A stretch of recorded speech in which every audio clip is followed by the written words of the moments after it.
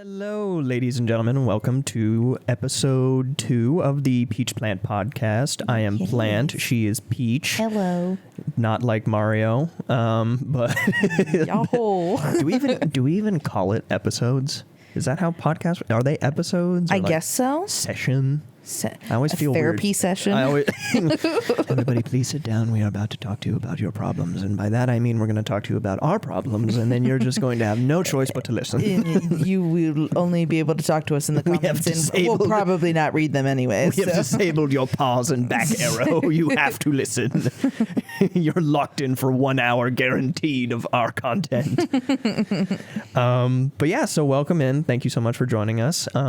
Thank you also to anybody that listened to episode 1. I know that we really enjoyed starting this whole series off, and we're going to enjoy doing it even more. But any feedback or anything that you comment, like, subscribe, anything that you do, we really appreciate it. Yeah, so, well, and suggest any topics that you guys want to hear. That's always super helpful because we have stuff planned, but it's always nice to hear if like anybody has any FAQ questions or whatever. Yeah, literally give us anything. We always love seeing what you guys have to say. So yeah. Without further ado, this episode, kind of like we hinted in the first one, is about Pokemon.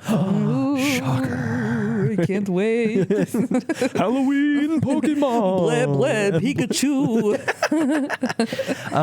But yeah, so if you have been looking at your phone at all or follow video games as a whole in general, you would understand or know that Pokemon released, I don't know if you want to call it a bombshell news, kind of just news in general about Pokemon. They are releasing some new games for the Switch, highly anticipated. So those being Pokemon Blinding Diamond, Brilliant Diamond. Brilliant Diamond and Shining Pearl.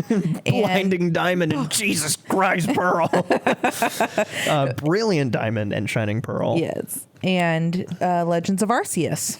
Is that what it is? Legends Arceus? Is it Legends Arceus or Legend? Maybe I'm thinking of Zelda, like Breath of the Arceus. Breath of the Arceus Legends of Samus. The Sand People locals. I don't know. Something Arceus. But yeah, those are pretty much the two of them that are being released. I almost said Blinding Diamond again. Brilliant Diamond, Shining Pearl. Okay, coming out for the November record, 19th. I am calling it just Diamond and Pearl. Because it does not roll off the tongue for me. Yeah, definitely is Diamond and Pearl because BDSP definitely sounds like something it shouldn't. So definitely going to call it Diamond and Pearl. Yes. And then Arceus for just the other one. But yeah, Diamond and Pearl remake coming out November 19th. And then the Arceus game coming out January 28th, looks like. So honestly, not too far off. I just fell off on the stage. For people that are listening, I have to start over. Anybody that's actually paying attention, I know there's no video. We're not recording anything visually, but Mo is playing some sort of Sonic game. I am playing Sonic Advance. No, let me describe it as someone that doesn't know anything about Sonic. As you can tell, she's doing very well. As someone that doesn't know anything about Sonic, I will describe it to you right now. Please leave in the comments what you think this is. She's driving on the highway that is floating in the sky. She's the only one there, so not really sure how practical the road is. She is a bat, I'm assuming. Is this Rouge? Yeah. In a car that it looks like a penis. That quite literally has very phallic representations, but also looks like it was designed by one of the developer's children who was very into Hot Wheels. She just saw her first car. I can't do this and anymore. Has fallen off now for the third time this session, and we are not even like 7 minutes into the podcast. So she has what all gamers do when she is confronted with a challenge like that. She has quit and has moved on to a different level. So if let us know if you know what game that is, let us know, because even to this point now, I've got no clue. So that's where we're at right now. That's our mental state we're taking into this podcast. Oh my God. That's funny. Anyways, I've Pokemon. totally forgotten what point I was making prior to that, so we'll just jump right into it. Start over. So we're going to go ahead and start off actually with the Arceus game, seeing as that we had some interesting thoughts in regards to that one. Also, with Diamond and Pearl coming out relatively soon, we just wanted to leave that one kind of for the end, give you a little, a little teaser to stay late. Oh, yeah, stay for the tea, because I've got a bitchy ass opinion. Yeah, we've got some interesting opinions about Diamond and Pearl that we're eager to share with you, but Arceus, Legends Arceus, Pokemon Arceus, whatever the fuck it's called, coming out January 28th, like I've said for the third time. Relatively soon, I would say, in game development, standings, kind of, based on what you've seen and where trailers are going, especially for Pokemon, coming out very soon. First trailer that ever came out for that one, that was middle of August, it looks like, August 18th. Kind of came as a big surprise to a lot of people. Mm-hmm. I was not expecting it. It was very left field. Everybody was anticipating Diamond and Pearl, but I think they sprung Arceus on us first, or was it Diamond and Pearl first? I think it was Diamond and Pearl first. I think it was Diamond and Pearl, and then they were like, oh, was this not enough for you? Also take this. Yeah, and totally out of left field. When this was announced, what were your thoughts? I was initially stoked. Initial thoughts, looks like ass. The concept of it, stoked beyond belief. Open world, you might have some Pokemon potentially following you, but it's kind of that, we got that taste of overworld Pokemon in Let's Go Pikachu and Eevee. And that was awesome. Like, super cool. We get to see the Pokemon in the overworld, and that game was really polished well. I'm just sick of Kanto, and it was a very baby version. Hated the battle system because there was none.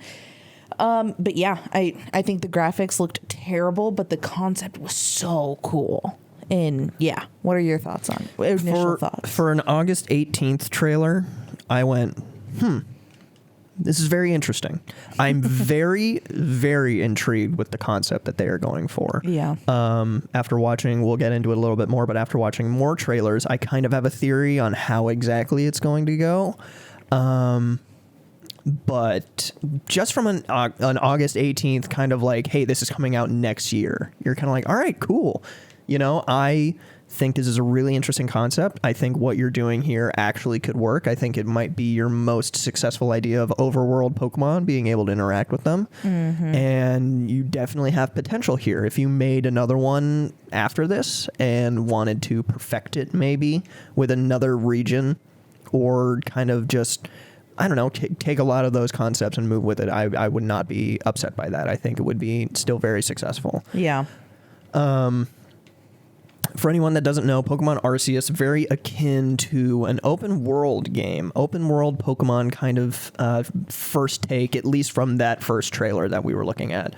You have free range as a trainer that looks to be in, they call it the Hisuian region, mm-hmm. but in all reality, it literally just looks like ancient Sinnoh. All of the characters look very reminiscent of that. A lot of the imagery on that is exactly the same as Sinnoh, which would make sense seeing as that it will be released not even 2 months after. Yeah. Diamond and Pearl come out. So very, very interesting, a very interesting style that they've got going on. You're going to be able to roam around, catch Pokemon literally by throwing Pokeballs at them, kind of finally living your reality of like, oh, I want to see what it's like to be to literally just throw the Pokeball at the Pokemon and then, maybe not battle them and interact with them in certain ways, see how they act.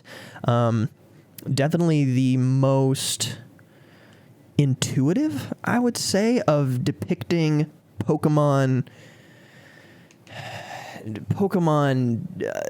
actions, making them actually seem like creatures, like making them actually seem like they're wild Pokemon. Yeah. Whereas like Pokemon Snap, you're kind of going through these reserves of Pokemon that are just so lax, and they'll stand there and smile.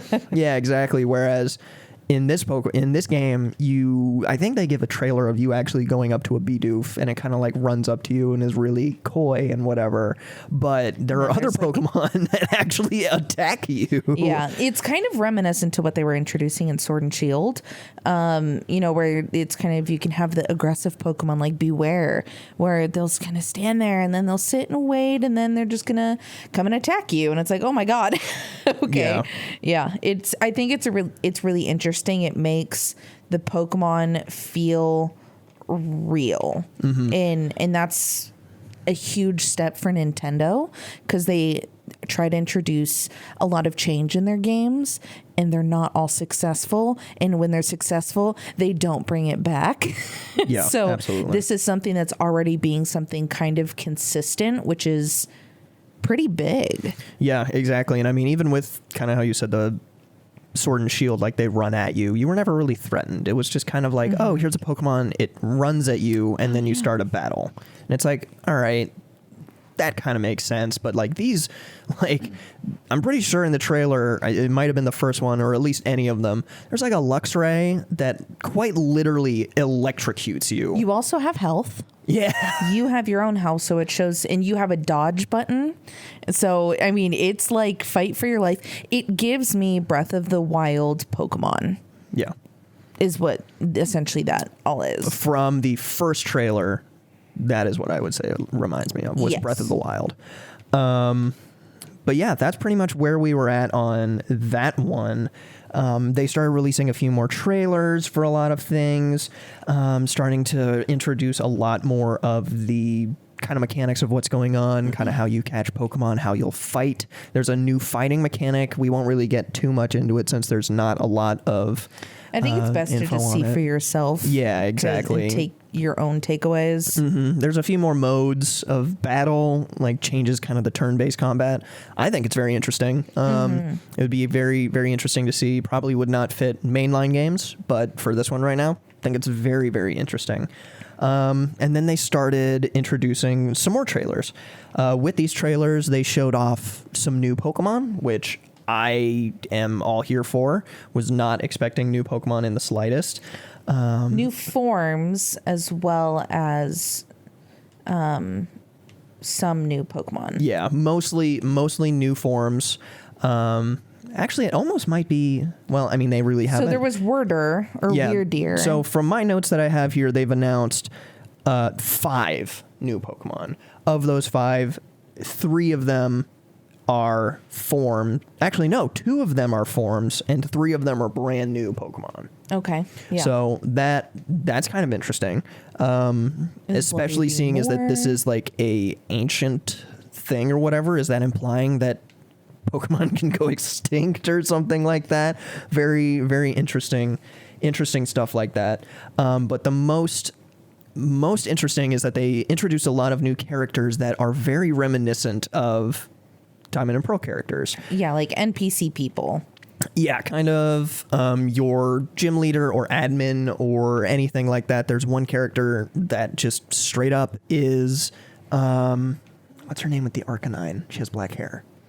Oh, shoot. Maylene or something like It is that? Maylene. Maylene. Yeah. There's a character that is quite literally Maylene in a different outfit, but has a beauty mark. Yeah. It's like, it's not Maylene, it's Mayreni or something like that. I don't know. And then they also have the characters that are kind of like reincarnations. So there is a character who is a reincarnation of Clay. Yeah, like young Clay or Yes. something like that. He looks like a descendant of But it Clay. looks like his niece, I believe. Nephew? I don't remember. I don't remember what their gender is. Something close. A younger, essentially, version with still a big hat. So they're taking a lot of old characters and they're making reincarnations. They do have a lot of the villains that are being reincarnated and turned into maybe good characters. We don't know. That's part of the secret. Like, whoa. Yeah, because I think Diamond and Pearl was really the first game where the bad guys actually seemed like they had a motive. Yes. That wasn't just completely irrational. Yes. I mean, Team Rocket, yeah, that's kind of original. Just that basic domination, steal shit, cops and robbers, very basic. Yeah. But this was dark and it like had lore. Team Magma and them, like That was just like, I want a big ocean. that was Ooh. weird. But Team Galactic was very, very interesting. You didn't really sympathize with them, but it was like you could kind of see where they're coming from, of why they're bad and where Yeah. they're coming from. Yeah. And in this game, there is no Team Galactic, but there's some symbolism of it kind of being similar. But at the end of the day, there's still no Team Galactic because that's obviously however many thousands of years in the future. And we don't know when this game really takes place. Yeah. But yeah, like we said at the beginning, there is more Pokemon.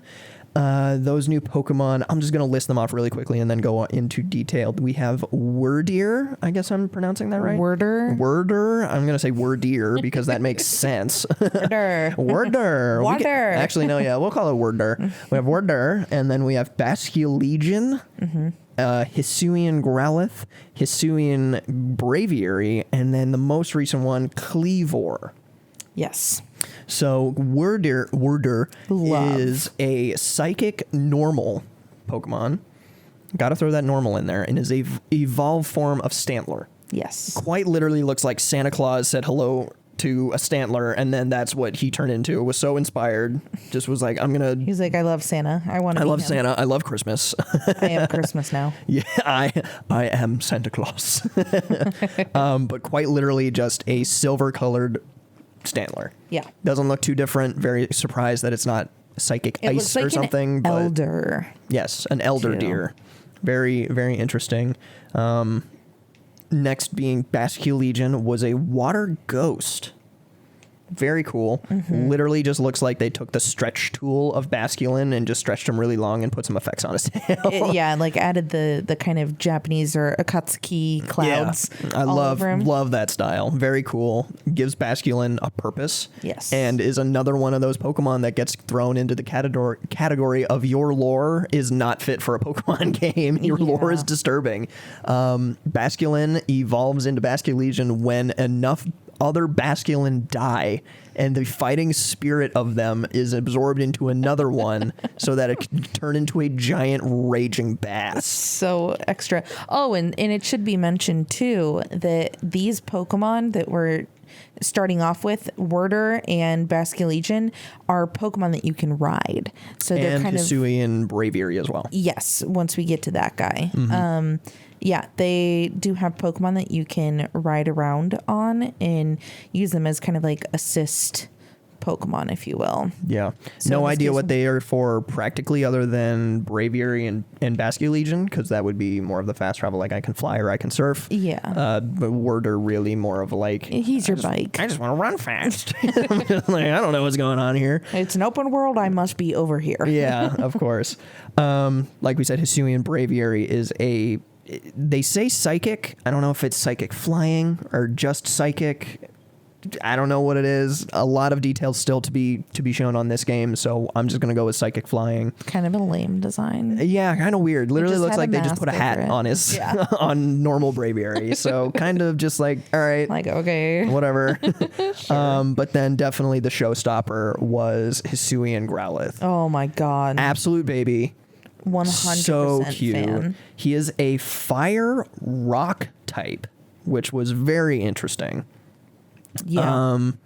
Absolutely adorable. A magma covering boy. covering his eyes. I think he is so cute. Mm-hmm. Gives Growlithe just even more popularity again, which of course is another Kanto Pokemon that we just love getting more representation for. But I think this one worked out very well, very successful. Yeah, we And don't know Arcanine what it looks like, so that's kind of fun. Very, very much leaving the door open for us to discover, is there a Hisuian Arcanine? Is there Hisuian Rufflet? Kind of stuff like that. So we're not sure. And then the most recent one, they kind of sprung another trailer on us, had another Pokemon, brand new, which was Cleavor, a bug rock Pokemon and the evolved form of Scyther. Which was very weird. It's very strange, very Digimon, Very stick bug. Yeah, very, very interesting. The more I looked at it, I kind of looked at a side-by-side of it and Scyther and Scizor. It makes sense, kind of, Yeah. with its rock design. Oh my God, it's like rock, paper, scissors. I mean, yeah, it would be. Kind of, yeah. I mean, If you make Scyther paper. Sure. I mean, why not? But yeah, it's a very interesting Pokemon. I'm not sure if it's going to be a crowd favorite. It's just kind of there for right now. I feel like it's the Kricketune.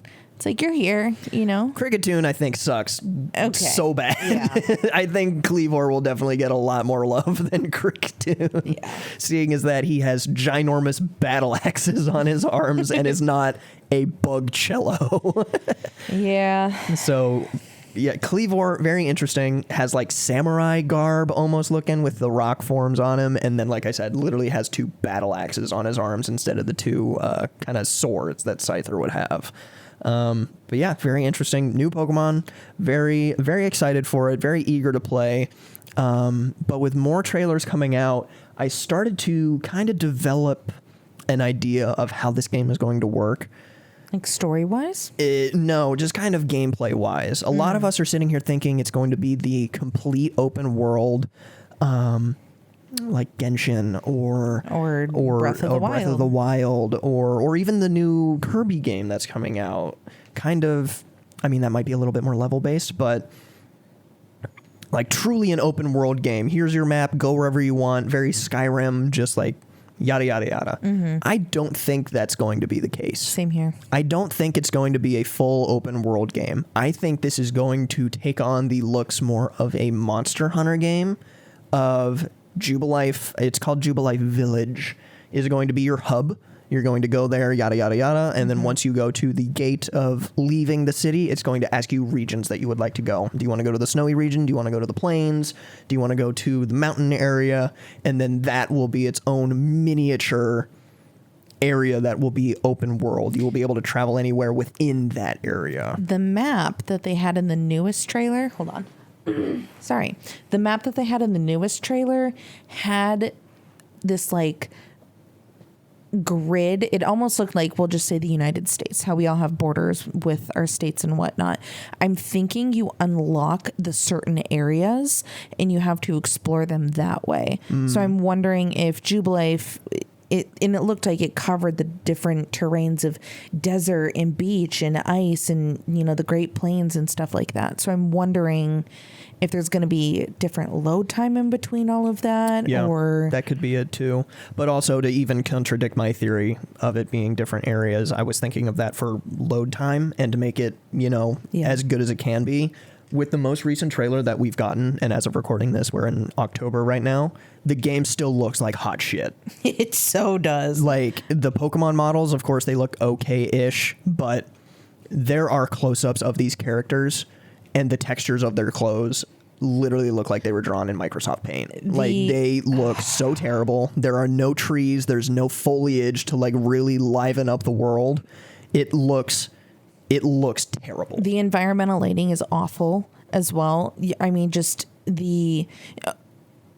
one of the main criticisms with Sword and Shield was the texturing of the trees. Same problem here. Still has really bad texturing. It's like, yes, we have this polygon here and we slapped a rock texture on it.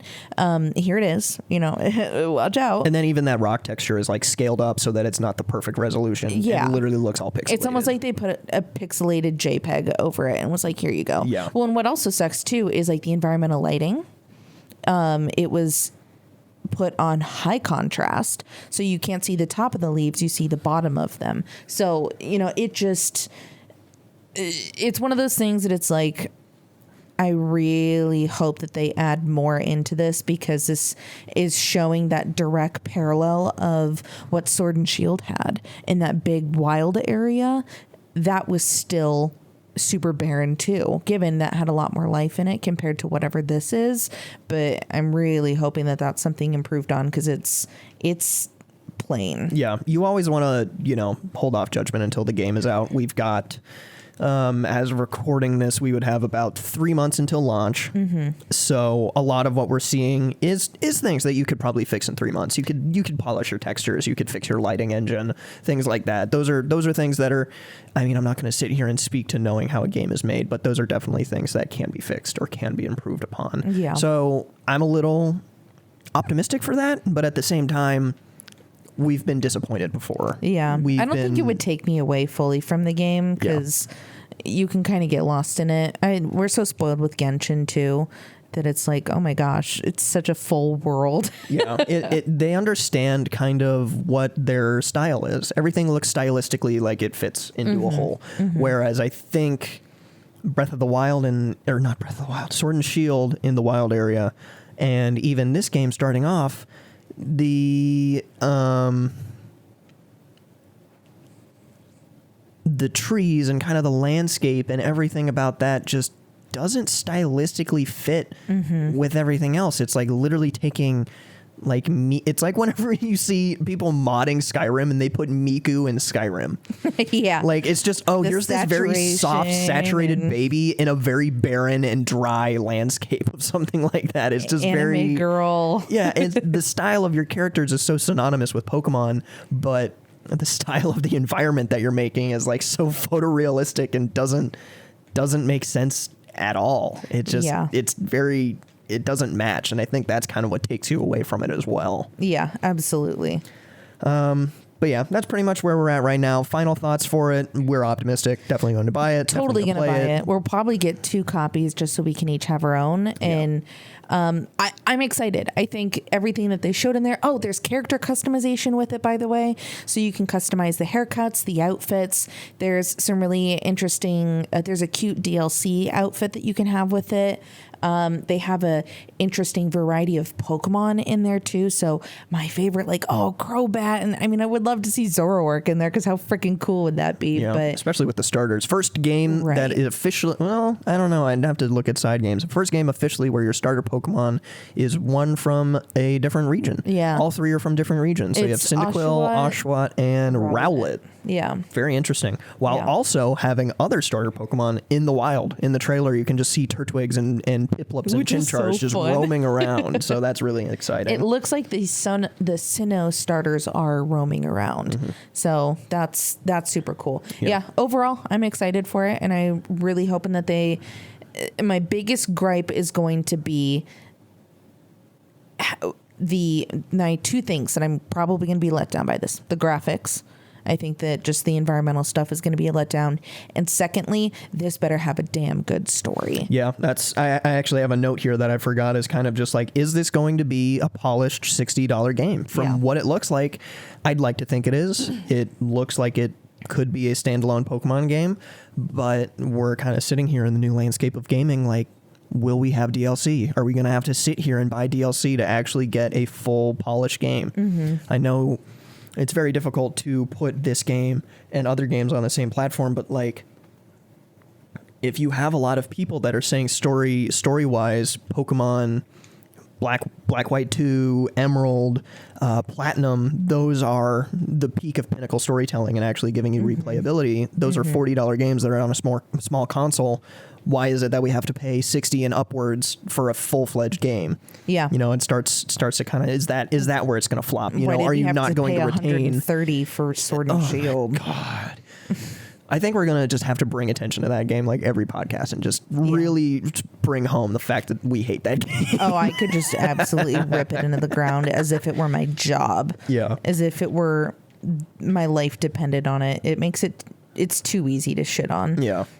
But like you said, you're excited. We're going to play. I'm cautiously optimistic, but again, still going to get it, still going to play it, give you actual thoughts on what the game is like. We're not going to sit here and just say, it might be bad, might be whatever, and then not even play it to, give any merit to it. So excited to play it.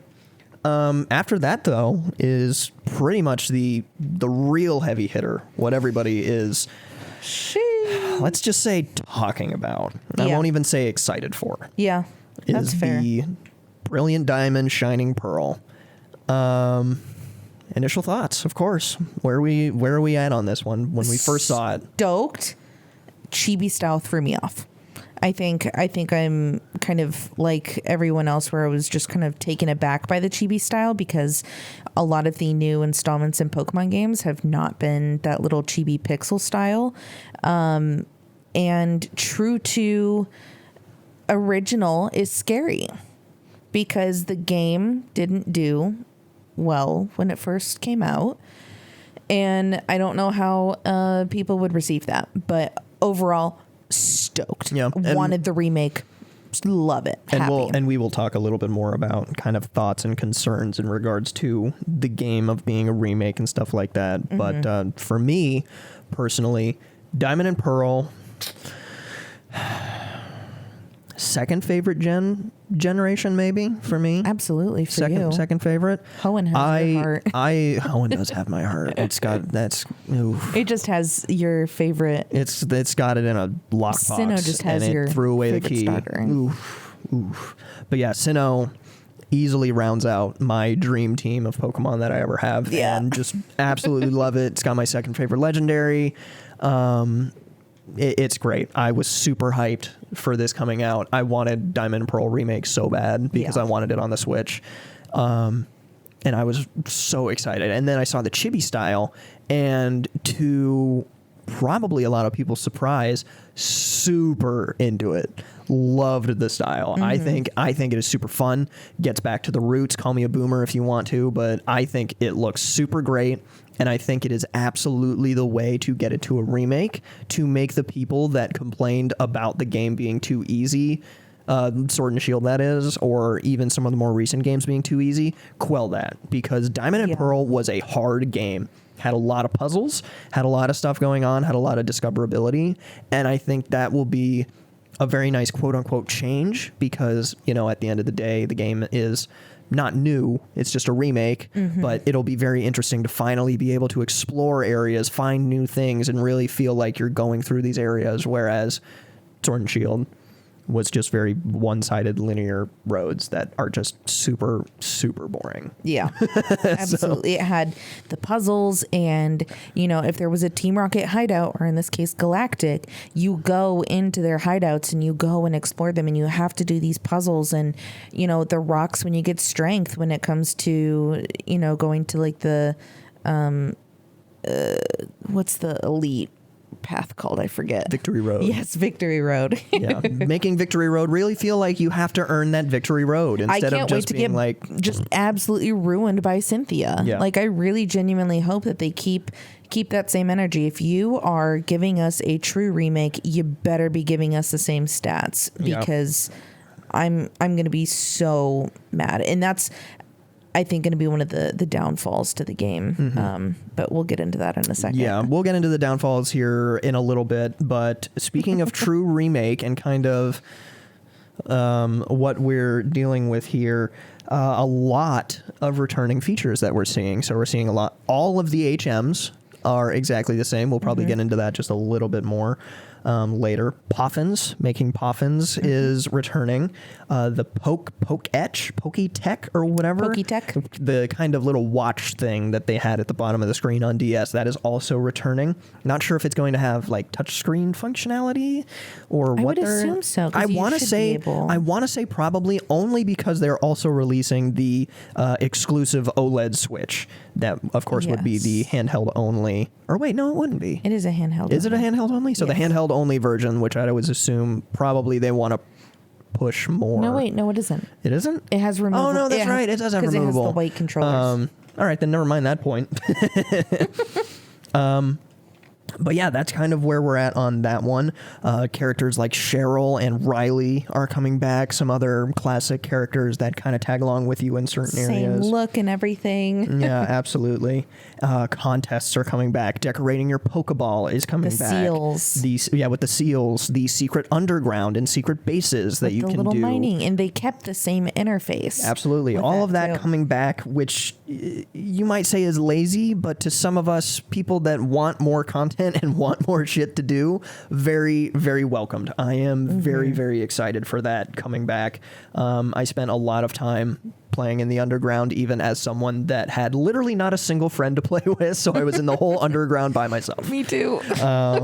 So that's very exciting, especially with Wi-Fi and being able to just have a lot of people come in and join and go into the underground. I'm excited to see people play like hide and seek and who can catch the most Pokemon or whatever in the underground. Yeah, set like little challenges and stuff. Gonna be so exciting. One thing that is new in the underground, though, The underground bases are, of course, going to look a little different with our graphics. They're going to be a lot more high fidelity, going to look a lot better with those. And there are also a few areas in the underground now that are kind of reminiscent of the Sword and Shield wild areas. These areas are specific to the underground, exclusive there, and have a few different, I guess you could say, microbiomes or Yeah, whatever. they had like a kind of a wet one that looked like a little cave, a magma one, and then just kind of like a general cave. And That's then all that I maybe a remember. grassland. I don't remember. I don't remember. Yeah, I either. don't remember the exact details on that one, but there are Pokemon that are exclusively going to be found there. Examples like Houndour or something like that. You can only get Houndour in that specific underground area, in the underground itself. So very interesting, kind of doing stuff like that. I'd like to see how that's going to be scaled or how that's going to be unlocked. It'd be very interesting if, as soon as you can get the underground, are you able to traverse the whole underground? Yeah. After that, are you able to... Do you have to do puzzles to unlock other things? Yeah, exactly. Are Pokemon going to scale with that, like how the wild area did? Once you beat the Elite Four, they're all level 60 or something like that. How does that work? I'm very interested. Are you going to be able to beat Rourke and then all of a sudden, I'm going to go into the underground for the whole time, and then I'm going to come out of it with a full-fledged exclusive team? I've got my Piplup, I've got my Houndour, I've got my, my super fed grass type, and then a rock. Who knows? Like, how's that going to work? Very interesting. My concern with it, my main question is, this is something that I want to touch on soon because I'm chomping at the bit to talk about it. How true is this remake going to be? Yep. And my question with this underground area is, will the Pokemon be all from the same Pokedex? And what Pokemon will we be able to find in this like underground area? Yep. Will they be exclusive Pokemon that you can't find in like the upper world? Or is it just going to be, you found like a Spearow, but now you can find Fearow, like the evolutions. Yeah, how will sure. that work? Also to the how close is this to a remake? How are they going to acknowledge certain changes into the game? At the time of release of Diamond and Pearl, fairy type Pokemon were not a thing. Yeah. Are fairy type Pokemon going to be reintroduced? Are we going to have to get some other type of balance? Because if that's a thing, then there's a whole new dynamic with that. Is that going to make Cynthia easier because her team would be somewhat susceptible to fairy type? Would the gym leaders have the same Pokemon so you can plan for that? And also, what would you do with Pokemon that have friendship-based evolutions like Eevee that evolve into a fairy type? Yeah. Like Sylveon. Like Sylveon. Yeah. Would Sylveon be included, seeing as that they would be a new Pokemon that evolves from existing Friendship Pokemon at that time? with fairy type. Yeah, from Eevee, who was definitely available at the time since they had 2 new evolutions in that game too. Yeah. Yeah. And then also to a remake, is this going to be a Diamond and Pearl remake? From scenes that we've seen, something that you've picked up as someone that's definitely played Pokemon a lot more than I have, I would say. I love Pokemon to death, but definitely... My replay on Pokemon is egregious. She's got hours upon hours. This looks like it is going to be Diamond and Pearl. Yes. No platinum. From what we are seeing. So that means no secret areas in regards to that. No Platinum Giratina storyline. Yeah. No... Was there a Battle Frontier in Platinum? I think there is. Not a Battle Frontier like Emerald, but there was at least a Battle Tower and some certain stuff like that. There was that that was X and Y with the people with like the twisty hats, and they had the sisters that were the 4 colors. Yeah. So that's at least what we're seeing. So that kind of opens the door yet again for the landscape that we are in gaming. Are we going to get Platinum DLC? Yeah. Is that going to be where we $20 and you can get the Platinum story? Is that how that's going to be? Because now this leads directly into what our main concern is. If this is a remake, this is going to fail. It absolutely is going to fail. Because Diamond and Pearl, I'm pretty sure, are one of the worst selling Pokemon games that they ever made. Yes. Surprising because that Diamond was and Pearl, but not Platinum. Platinum was very good. successful. Platinum was successful. Was Diamond and Pearl the first Pokemon game on the DS? Or was Heart Gold Soul Silver before? Yes, it was. Because it was, It was Heart Diamond Gold and Pearl Soul and Silver came later. then Heart Gold Soul Silver. Yeah. The Ruby Emerald, that was before. So that was on the GB. SP. Yeah. So, I mean, yeah, first Pokemon game to ever be released on the DS, which was, in my opinion, I thought that was a very successful console. They had super cool exclusive release too with the little figurines. Yeah. At least that was with Platinum. But Diamond and Pearl, when it first released, what, 18 years ago or something like that? 15 years ago? Something like that. That game flopped.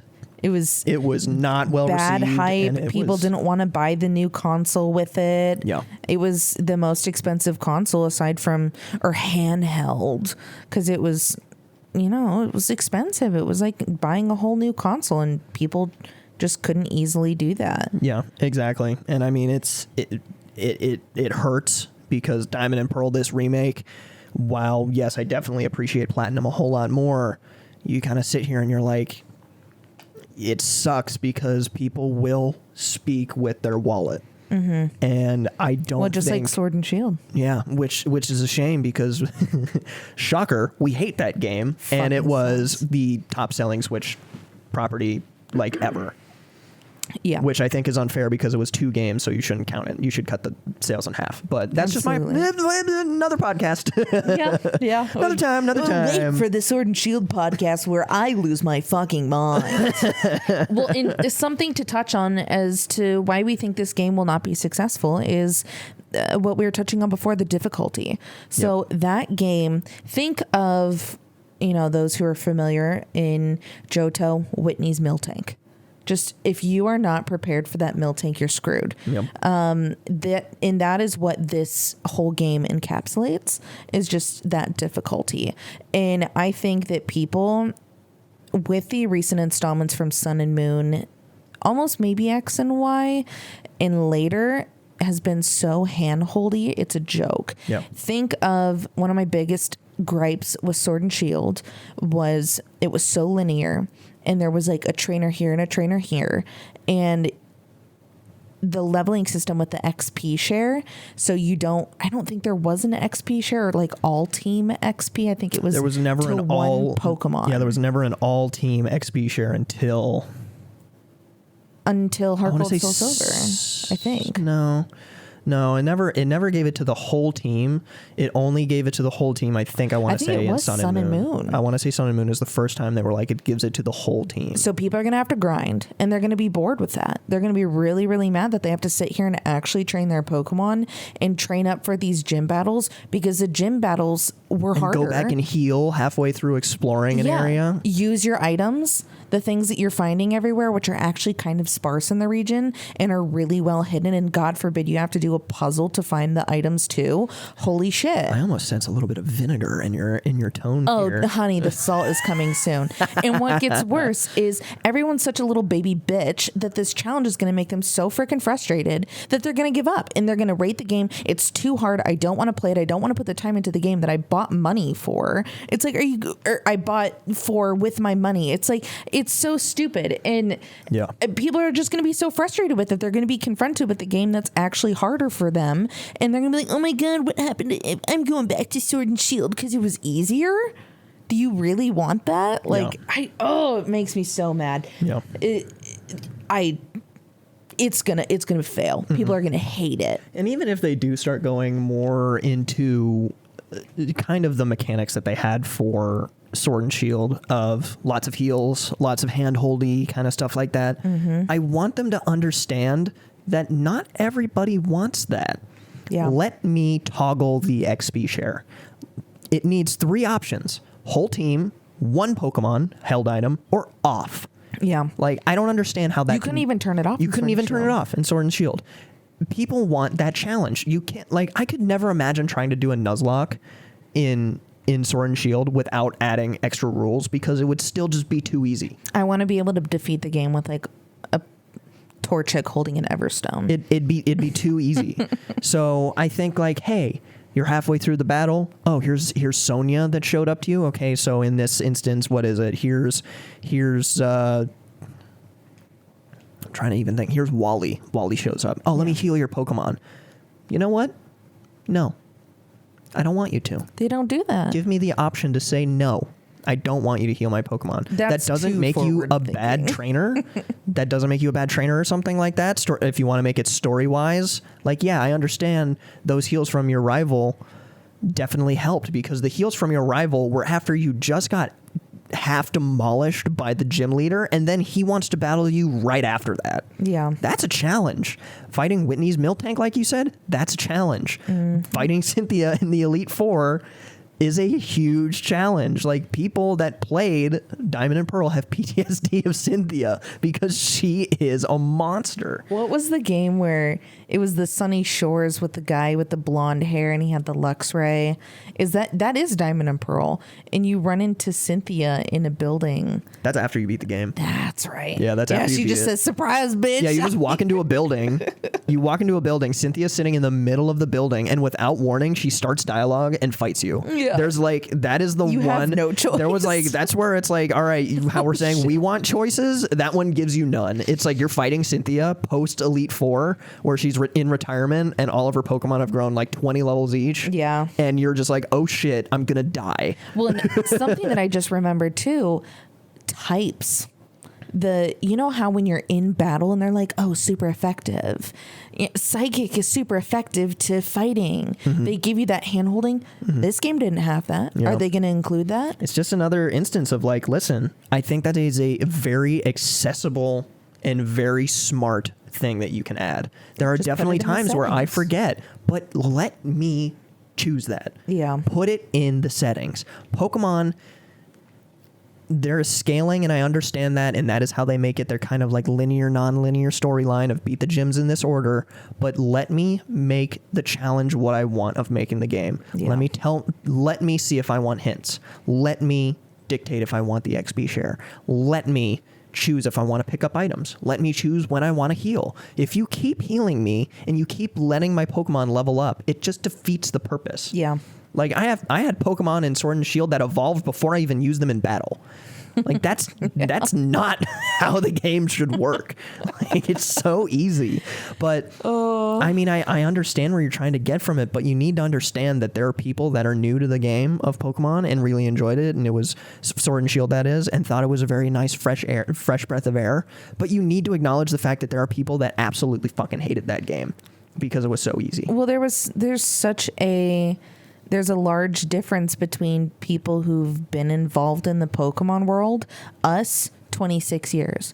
Well, for me, I started playing the game when I was born because my siblings played Pokemon. So I was raised quite literally with Pokemon. Yep. So that's 26 whole years under my belt. And, you know, I hate the criticism like, oh, you guys are so harsh. You're such harsh Pokemon fans. Oh, they're making it for their demographic of young people. They're making it for kids. It's a rated E game, which means babies. Shut the fuck up. If that's your argument, there's so many things that we can sit here and gatekeep. Get your head out of your ass. It's not a hat. Not even gatekeep, but even just give examples of how this panders to young children, but is still definitely following the story. My Little Pony, Steven Universe, that's all rated E for everyone, and yet we still have a huge adult fan base behind it. Or even things that started when we were younger and are still going now. My best example, Toy Story. Yeah. Toy Story, I remember watching Toy Story 4. Disney adults. I remember, not even that. I mean, that's just people that like kiddish things, but it's Yeah. like Toy Story 4 definitely had the attention of younger children. Mm-hmm. Wait, is Toy Story 4 the one with the spork, or is that the one with the teddy bear? Lotso. 3 is the one with like the strawberry bear where they all die. Okay, so Toy Story 3. I'm sorry, I haven't seen 4 yet. Okay. Toy Story 3, I remember. If you haven't seen Toy Story 3, what the fuck are you doing? Go watch it. Yeah, it's actually spoiler alert, I guess. But Toy Story 3, I remember there were little kids in there and loved it. Toy Story 3 was a huge success. Yeah. Which was a movie made for children. But if you know Toy Story 3 and you're a 20 to 25-year-old person that's watched Toy Story and you see them literally about to be melted down and then given to another family or something like that. They were in like a lava pit. At the end of the movie, when he gives the toys to another family, I wanted to fucking cry. Yeah. I was like, I watched quite literally a movie Move With Me. I'm going off to college. I have to give up my childhood. And I'm like, oh my God, you are attacking my psyche in a way I did not give you permission to. Like, that is like, I don't understand how that's so hard to do.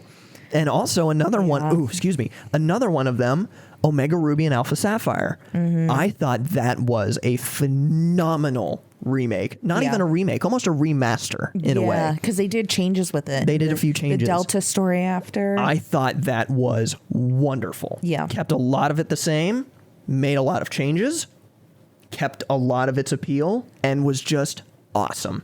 I will always remember. Silver too. Heart Gold Soul Silver, amazing. Literally the most best renowned Pokemon game. So great. Ever. And even Omega Ruby Alpha Sapphire, I always remember downloading the game. That was the one mistake I always made, is I downloaded Omega Ruby Alpha Sapphire because I was so eager to play it, I didn't get a hard copy.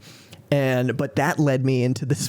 When you start Omega Ruby Alpha Sapphire and you hit start, it starts the game of your character playing original Ruby and Sapphire. Yeah, that with the original graphics of them playing in the back of the truck.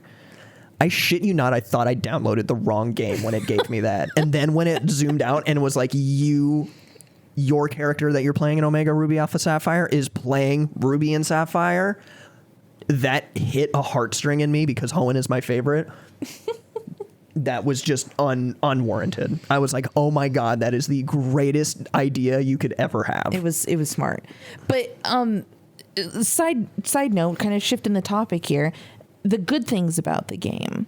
I feel like we had a really nice segment of shitting on it, and there's probably more that we could I don't even know say. if it was shitting on it. We were shitting on Sword and Shield. Well, but really just kind of concerns that we have from it that I think are warranted. Yeah. But yeah, definitely some good things. Good things like, seemingly, this is a question that we had, Pokemon following you. So in the first trailer, you see a Staravia following you in a route that's kind of like a Grand Canyon. You got some bridges there. But in the newest trailer, and that was the only part that you see a Pokemon following you aside from an Amity Square, you don't see Pokemon follow you anywhere else. Yeah, they made it a huge thing in one of the trailers, like, oh, Pokemon are following you, and you see, like you said, I think it was a Staraptor actually, because it was really big. It was it was somewhere in that evolution line.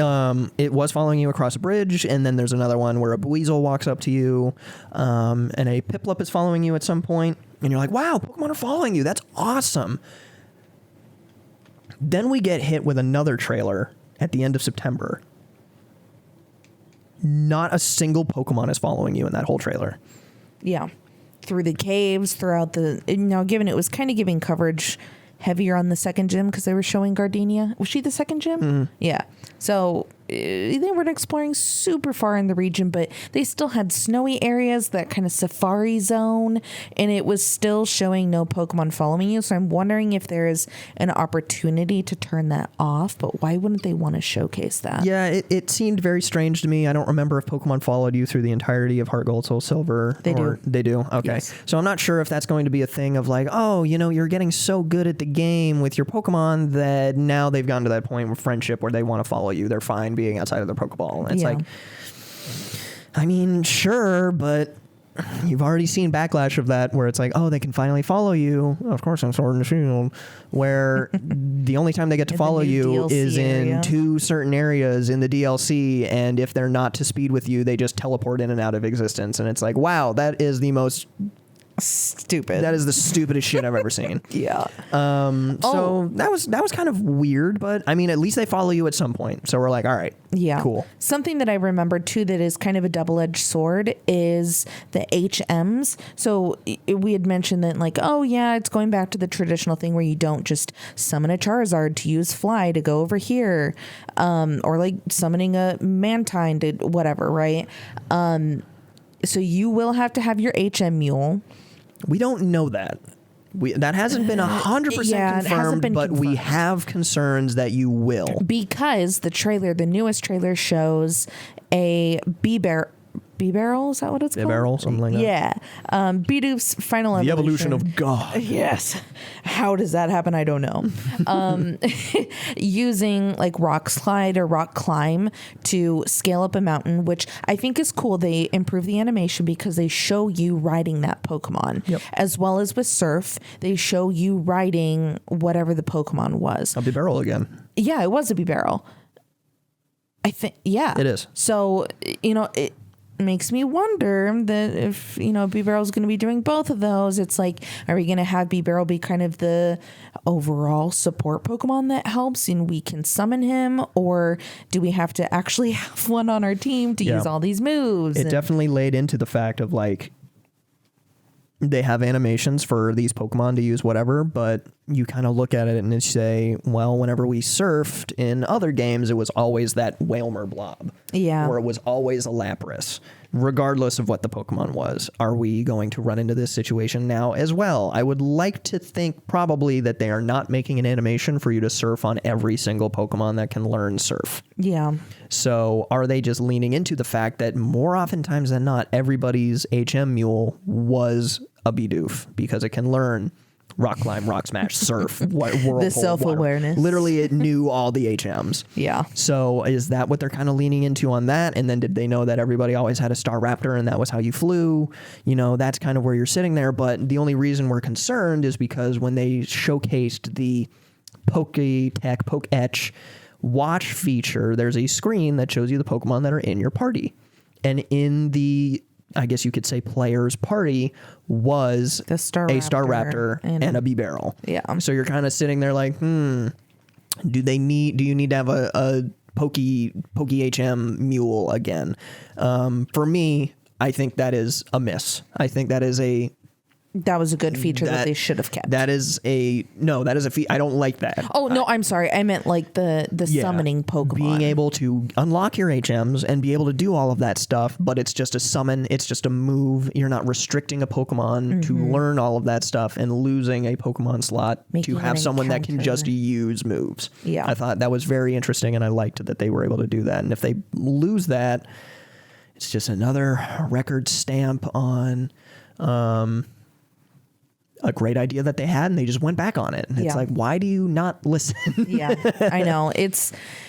They're getting in their own way. But regardless, they had character customization. So there was a lot of showing where you can have your hat off and get different hairstyles. Cursed. And it was super cursed to see Lucas without his hat. Both of them without a hat is cursed. Yeah. I guess, yeah.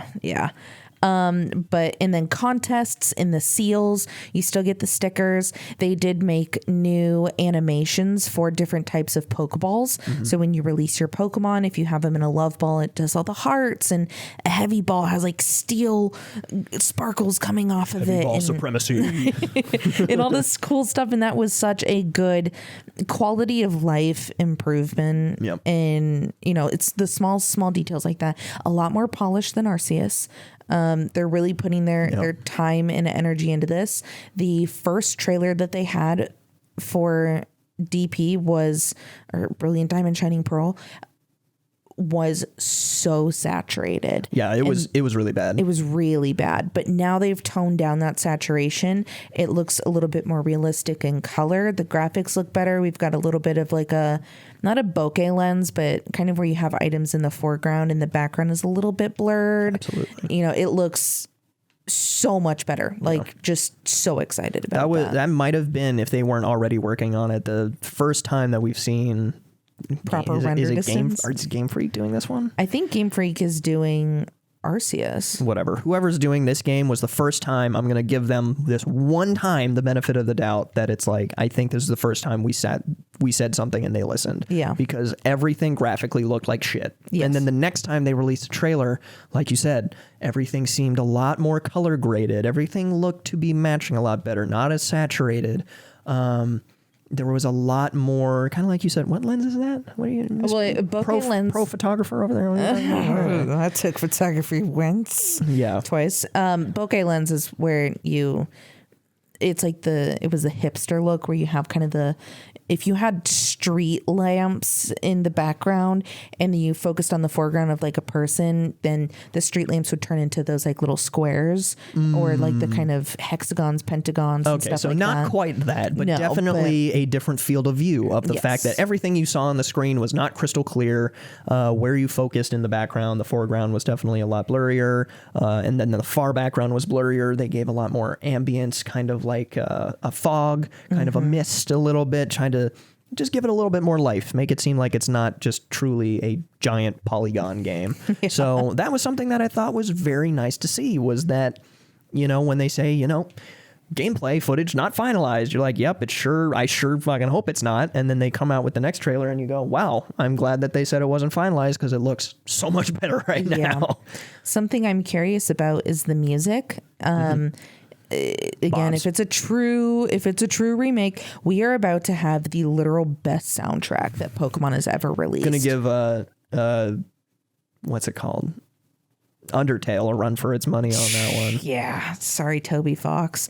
No, I think that the soundtrack was absolutely impeccable on it, and I'm wondering how they're going to remaster it. Will they have kind of callbacks to the main tunes and make it a little bit more jazzy or whatever? Just make it chip tunes. Yeah.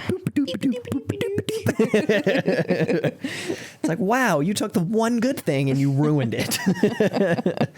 Thanks, Nintendo. But another thing that I thought I saw, kind of going back to what's remade, what's great, don't make me sound like an asshole, but I'm going to assume that you did more of the contests. Did you do absolutely. Okay. I rarely did contests, but when I did them, I think I'm remembering a little bit more from Ruby Sapphire. But Diamond and Pearl, the contest system looks totally overhauled. It looks great. They beat that. I was going to, that's where I'm saying, I'm like, you take the reins on that Yeah. one. I have no idea what's new, what's different. Nothing looks the same to me. What's funny about it is when you watch the trailer, they have this thing where it's like dance cams on it makes me think of like the dance cams for K-pop idols and their stands where it's like, oh my God, there's my favorite, she's doing her moves and stuff. It's funny. From what I remember, you can do some costumes on the Pokemon and that you can there's a dance rhythm game proportion part of it, and then there's a move proportion. So, learning moves that are cute, the main part, cute moves, tough moves, cool moves, etc. You get a change of clothes like you did in Auras for your trainers, which is super fun. They looked really cute. And overall, it was just a huge improvement compared to the original, which wasn't even that bad for the starter part of it being contests. Great. And then with the continuation of the seals, that is one of my 1000% favorite things ever, included in Pokemon. It's flying or following Pokemon and then the seals. Yeah. Favorite, then Megas. It's that small customization thing that you just kind of put a little bit of time into if you really want to, and it makes the game just a little bit more for you, gives you a little bit more something to do instead of, beating the game in an evening. It feels like you can have a better connection with your Pokemon. I think the one thing that I really hope that they do change with the following Pokemon is what they did, I think, in Sword and Shield in the DLC. You pick your following Pokemon. So it doesn't have to be the first Pokemon in your party. I thought it was the first Pokemon in your party. Was it? I think it was. What game did that? I don't think any of them. I don't know. I think it was maybe always that's the what first I Pokemon in your want to party. happen. But that would be very nice if that could happen. So I mean, on the last point on that, on the tail end, is just kind of where are you in your remake, kind of touching again. What are we going to see that's really going to set this apart from Diamond and Pearl? What's going to make this worth being $60? Omega Ruby Alpha Sapphire absolutely made it worth its money by being different and being on a updated platform. Yeah. is this going to be worth its money and worth its update? Are we going just getting to see a makeup look to look prettier? Yeah. Are we just getting kind of the bare minimum customization that we usually do? Oh, in the past games, we gave you customization. Here you go, I guess. Here's all these other things that you got or wanted, I guess. Here's these half-assed whatevers. Or are we going to get something that is true? Are we going to get the Delta series type thing at the end of the game? Are we going to get new Pokemon? The newer Pokemon that had come out that weren't in Diamond and Pearl at the time. Our Gen 5 through 9, 8, whatever generation we're on now. I think we're on 8. Going to be available in the game. How's that going to work? And then kind of the last thing again, are we going to get that Platinum DLC? Yeah. Is that how you're going to sit here and squeeze us dry, which to me is the shittiest thing ever. But I think that's for another episode of the corporate Nintendo greed or the corporate Game On top Freak of greed. needing online play, so you're going to have to pay for the internet access for that too. We are the largest media franchise IP on Earth, yet we literally make games that are worse than Stardew at this point now. Oh my God, don't even get me started. So yeah, I mean, that's kind of where we're at on this now. Again, final thoughts going into a month out until release, almost exactly as of recording this. We will be playing it. You can almost guarantee that we will have content out there for you on it. We'll do a playthrough on that. At least I would like to. Not sure if... Oh, I'm super hands down for it. Okay. I'm just mad that you're getting Diamond and I get Pearl. Yeah, I mean, you can't win them all. Whatever. You win every other one, so... but that's kind of where we're at. November 19th, it'll be released. We'll be doing some content on that one. Again, I'm cautiously optimistic. Definitely more optimistic in this one than I am for Arceus, because just genuinely from what I've seen, I know I'm going to enjoy it. Regardless of if it's bad or good, it just is an much more easily accessible version of Diamond and Pearl for me to play rather than pulling out my DS or something. And will just be how I will enjoy consuming it. So I know I will enjoy it. Am I going to be cautiously optimistic on what comes next? Because this is a game that I want them to push more of that style again onto, stray away from Sword and Shield. But I just know that this will not be successful. So there's way too much to go against it. People will talk with their wallet and it just won't do as well as we want it to. But I mean, what's your closing statements on what we would consider just a okay launch already? I mean, I think you summarized it. I think that I have a lot of the same opinion. Excited for Arceus. I really hope that they flesh it out more and just make it more full and more alive. She's really in her dead season right now, but still gonna play it, still super excited. I'm sure I will log in quite a few hours with it. And for Diamond and Pearl, I'm also extremely excited. I'm really happy that they finally did a remake for that game and that it's getting some Sinnoh love. And I hope that it's not as true as they are making it seem to be, but we'll take what we can get. So absolutely. Well, if you made it this far, 1, thank you. And 2, make sure you go ahead and like and subscribe on the video. As of right now, I know in the first episode we had said this would be on other streaming platforms, but we did a little bit more research and that might be a little ways out there. If you do want to see it on other platforms, Spotify, Google, Apple, stuff like that, please let us know. We definitely want to do that if that is the best way for you guys to consume this. But in the meantime, we really appreciate your support here on YouTube. Make sure you check out episode 1 if you haven't, and any of the further episodes after this one, as well as any other gameplay streams that we're going to be having, or let's plays that we'll have in the future. Not streams. Streams are way in the future. But yeah, in the meantime, guys, thank you so much for joining. Like, comment, subscribe if you can. It really helps us out. And we'll see you in the next one. So thank you very much. Bye. Have a good day, PP Nation. Bye, PP Nation. Yeah, we're going to die on that hill. I forgot. Stay hydrated, everybody. Yeah, stay hydrated. Bye.